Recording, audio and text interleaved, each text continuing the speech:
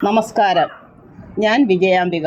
ഞാൻ ഇന്നിവിടെ വന്നിട്ടുള്ളത് 11ാം ഭാവാധിപൻ ഓരോ ഭാവത്തിലും നിന്നാലുള്ള ഫലം പറയുന്നതിനും ഭാവത്തിൽ നിൽക്കുന്ന ഗ്രഹത്തിൻ്റെ ഫലം പറയുന്നതിനും വേണ്ടിയാണ്. 11ാം ഭാവം എന്നാൽ ലാഭസ്ഥാനമാണ്. 11ാം ഭാവത്തിൽ ശുഭഗ്രഹം നിന്നാലും പാപഗ്രഹം നിന്നാലും നല്ലത് മാത്രമേ സംഭവിക്കുകയുള്ളൂ. 11ാം ഭാവം കൊണ്ട് ചിന്തിക്കേണ്ട കാര്യങ്ങൾ: വരവ്, സമ്പാദ്യം, മാനം, എല്ലാ അനുഗ്രഹങ്ങളും, മൂത്ത സഹോദരി, ദൈവവിശ്വാസം, സ്വത്ത്, മന്ത്രിപദവി, സഹോദരൻ, ഭാഗ്യം, ഇടത് കൈ, നല്ല വാർത്തകൾ, വാഹനങ്ങൾ, അലങ്കാരം, ഇടത് ചെവി, മാതൃസ്നേഹം, പാട്ട്, വിദ്യ കൊണ്ടുള്ള സമ്പാദ്യം, അടുക്കള, സ്വർണ്ണപ്പണി, ധാരാളം ഭാര്യമാരുമായി സുഖിക്കുന്നവൻ എന്നിവയാണ്. ഇതാണ് ഓരോ രാശിയുടെയും അധിപന്മാർ. വ്യാഴത്തിന് 2 വീടുകളുണ്ട്, ധനുവും മീനവും. ശനിക്കും 2 വീടുകളുണ്ട്, മകരവും കുംഭവും. ചൊവ്വയ്ക്ക് 2 വീടുകളുണ്ട്, മേടവും വൃശ്ചികവും. ശുക്രനും 2 വീടുകളുണ്ട്, ഇടവവും തുലാമും. ബുധനും 2 വീടുകളുണ്ട്, മിഥുനവും കന്നിയും. ചന്ദ്രന് 1 വീട്, കർക്കിടകം. സൂര്യന് 1 വീട്, ചിങ്ങം. ഇവിടെ നിൽക്കുന്നവരെ ഓരോ രാശിയുടെയും അധിപന്മാർ എന്നാണ് ജ്യോതിഷത്തിൽ പറയുന്നത്. ആദ്യമായി നമുക്ക് ലഗ്നം ഇവിടെ ഇടാം. അപ്പോൾ 11ാം ഭാവാധിപൻ ശനി. ആദ്യമായി 11ാം ഭാവാധിപൻ ലഗ്നത്തിൽ നിൽക്കുന്ന ജാതകൻ ധനവാനായും കൂടുതൽ സംസാരിക്കുന്നവനായും സന്തുഷ്ടനായും യോഗശാലിയായും ഭവിക്കുന്നതാണ്. ലഗ്നത്തിൽ ശനി നിൽക്കുന്നതിനാൽ ജാതകന് ദീർഘായുസ്സും ഐശ്വര്യവും കീർത്തിയും ധനവും ഉണ്ടാകുന്നതാണ്. മനസ്സിൽ എപ്പോഴും ദുഃഖം ഉണ്ടായിക്കൊണ്ടിരിക്കും.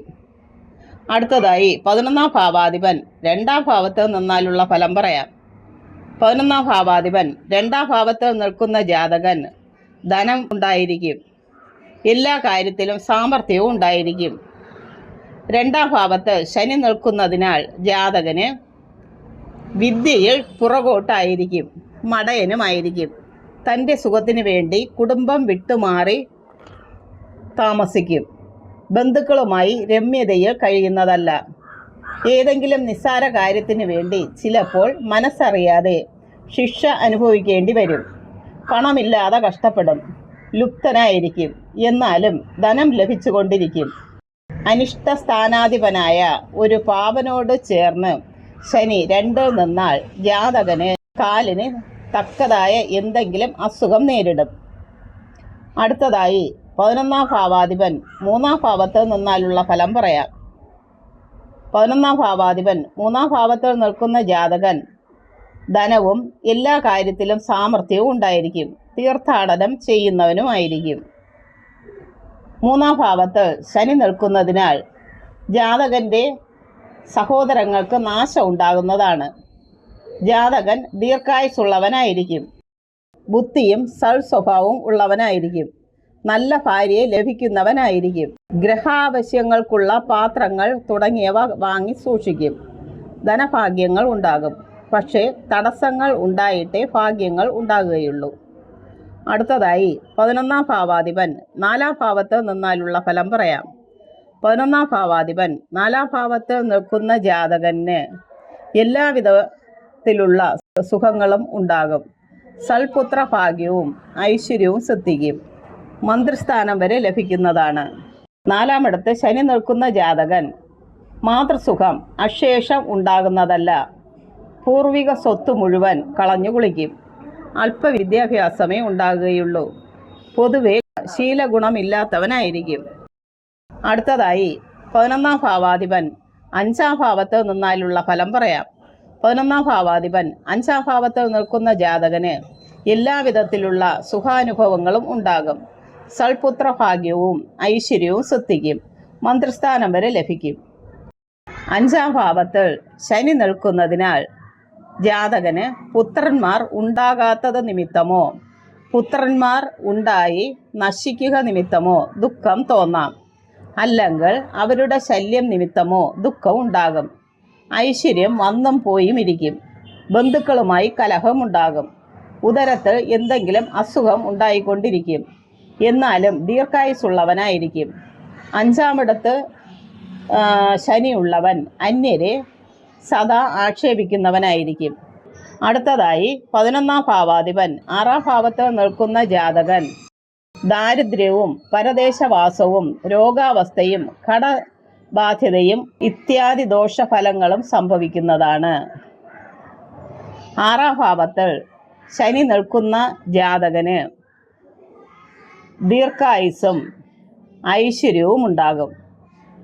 ധനികനും ശത്രുക്കളെ അടക്കുന്നവനുമായിരിക്കും.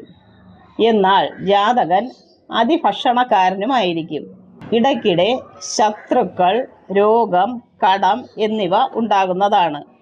പക്ഷേ വേഗത്തിൽ അവയിൽ നിന്നും മോചനവും ഉണ്ടാകുന്നതാണ്. അടുത്തതായി 11-ാം ഭാവാധിപൻ 7-ാം ഭാവത്ത് നിന്നാലുള്ള ഫലം പറയാം.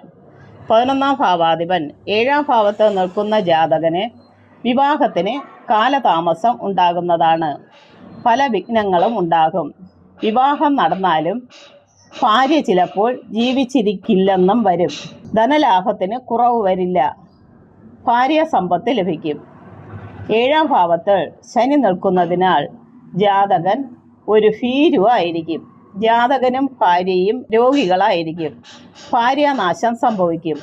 നീച സ്ത്രീകൾ ആസക്തി ഉണ്ടാകും. അത്യാഗ്രഹിയും കാര്യപ്രാപ്തി ഇല്ലാത്ത ആളുമായിരിക്കും.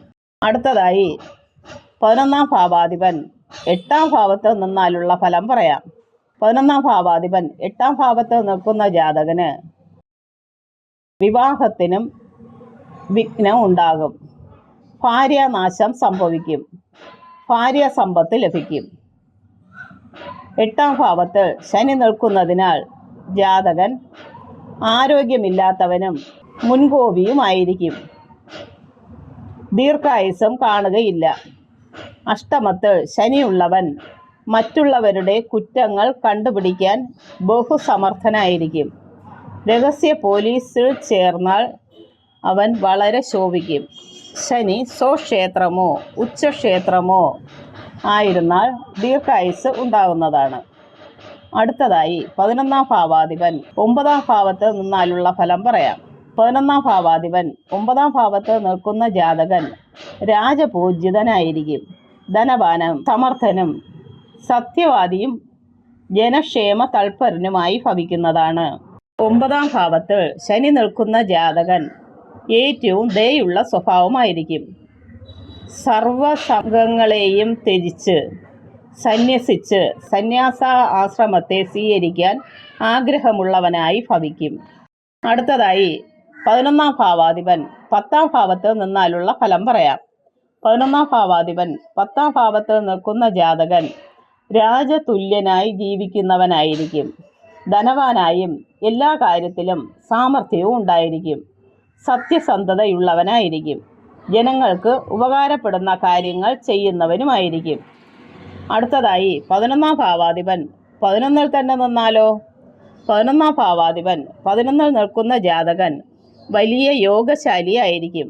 പാണ്ഡിത്യം, കവിത്വം അല്ലെങ്കിൽ കലാവാസന, ധനലാഭം എന്നിവ ഉണ്ടായിരിക്കും. നല്ല അറിവുണ്ടായിരിക്കുന്ന ആളാണ്.